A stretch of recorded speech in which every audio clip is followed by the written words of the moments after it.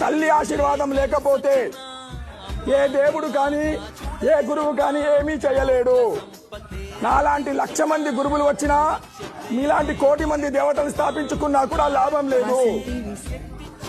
మనందరికీ మొట్టమొదటి కావాల్సింది, ఏ తల్లి అయితే నిన్ను 9 నెలలు కడుపులో మోసిందో, ఏ తండ్రి వీర్యంలో నుంచి నిన్ను లోపలికి తీసుకున్నదో, ఏ తల్లి అయితే తండ్రి వీర్యంలో నుంచి నిన్ను లోపలికి తీసుకున్నదో, 9 నెలలు కడుపులో మోసిందో, 1,00,000 సార్లు ఏ తల్లి అయితే మనల్ని మలమూత్రాల నుంచి తీసిందో, ఏ తల్లి అయితే నిన్ను 1,00,000 సార్లు ఎరుగుతే ఉచ్చబోస్తే వామిటింగ్ చేస్తే తీసింది, ఆ 1,00,000 సార్లు ఏ తల్లి అయితే రక్తాన్ని కూడా పాలు చేసి తాపిందో, ఆ తల్లి ఆశీర్వాదం లేకపోతే ఈ ప్రపంచంలో మనము బతికి కూడా జీవించి కూడా లాభం లేదు.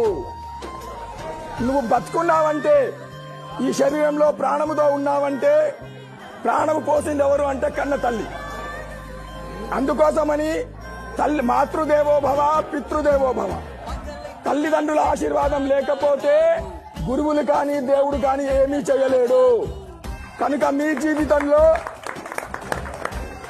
మీ అందరి జీవితంలో ఒక్కరోజు కూడా మీరు ఉండకూడదు, ఈ రోజు నేను నా తల్లిదండ్రిని స్మరించుకోలేదు, తల్లిదండ్రిని యాద్ చేసుకోకుండా మీ జీవితంలో ఒక్కరోజు కూడా గడపద్దు.